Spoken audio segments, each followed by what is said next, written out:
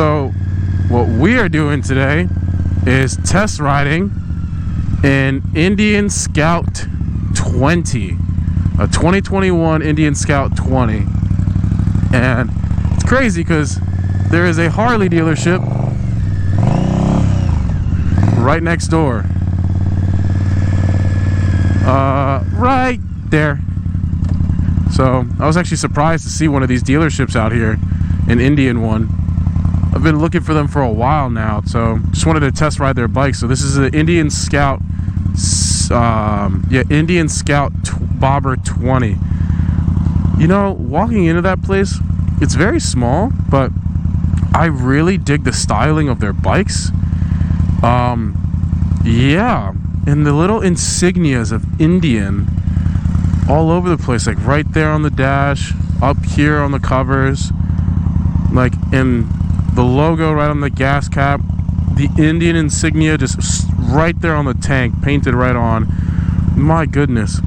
These have aftermarket pipes, the Vance and Hines, but wow. And they come with floorboards too. How convenient. The only hard thing is shifting right now because my foot is just barely underneath the actual shifter. I dig the bar end mirrors though. So I don't know too much about this bike. I'm just gonna do thoughts and impressions on it and then get some more information on it later. But oh my gosh, those pipes sound fantastic. It's got like a little Jetsons noise. Wow.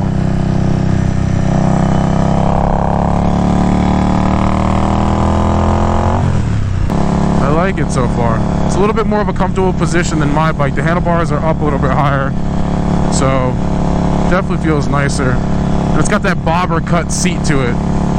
But wow. You feel like you're floating on the road. A little bit of bumps here and there, but you can really see out of the side view mirrors too. I really dig the bar end mirrors on this. My goodness. And those pipes just sound fantastic. This is the Vance and Hines. Doesn't want to throw you off as much like a Harley, but power is instant. Feel a little bit more comfortable in this bobber seat. Could this seat be, like the seat's a little bit hard, but I do feel a little bit more upright. Definitely feel a little bit more upright. It's smooth so far. I really dig this, like just the styling of it. It is, like I said, it's a bit more comfortable. And I apologize for not speaking as much. I'm just kind of in awe. This is my first time ever riding an Indian, and I'm glad it's the Scout Bobber. It's the 20. Like, this is pretty good so far. This you could definitely just like go around town with. What can I relate this to in the Harley lineup? I don't know too much about the bike and its history, but I don't know. It kind of feels like one of the not a low rider. It feels it's like a Sportster. It feels definitely like they're Sportsters, the 1200s. So that exhaust is definitely loud enough to hear. My God. It doesn't have the most appealing sound, but it gets the point across. You can definitely hear it. Highway speeds is feeling pretty good. It's a bit shaky. Like the bike, I will say, is a bit shaky.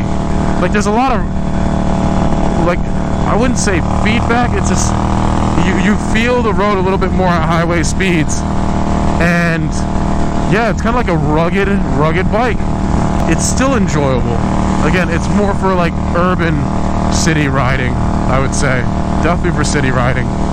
I just really dig that there's floorboards. The floorboards make this a little bit more comfortable, and I've realized that by looking at a lot of the Indian motorcycles, they do have a lot of forward control bikes. A lot of forward control bikes. I don't know if that's purposely by design or just consistency of the motorcycle, but they do have a lot of forward controls in the bikes. This one just makes it a little bit more easier, like a little easier to kind of maneuver, just because it's got floorboards. Like you feel a little bit more comfortable. So, I'm gonna definitely try and ride the other Scout Bobber. It's a 60. It's got a fairing in front of it. Should hopefully feel a little bit different, but wow, I just really dig the motorcycle. Not necessarily my cup of tea in terms of the riding I do, because I do a lot of chugging away on the highways, but just to ride around town, oh, I would definitely get this. Hands down.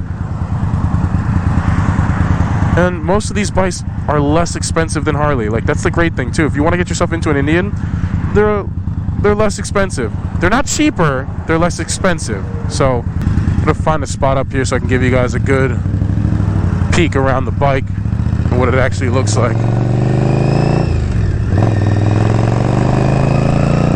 The hardest part is shifting the bike, I will say that.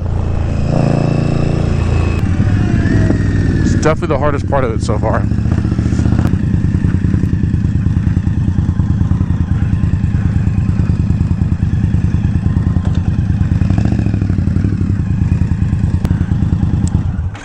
Alright, let's give this bike a look. There we go. Feels extremely light too.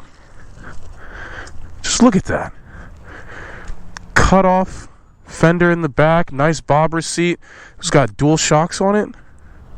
Dual shocks. Aftermarket pipes. I really dig this like swing arm style license plate. Even if it was vertical too, it'd be great. Bar end mirrors to me just look absolutely fantastic. And just the insignia in their engine. Like just seeing the little Indian touches on it. The floorboards, the engine. Look, even the stitching. As far as the stitching in the seat. Like this thing just looks phenomenal. It really catches your attention.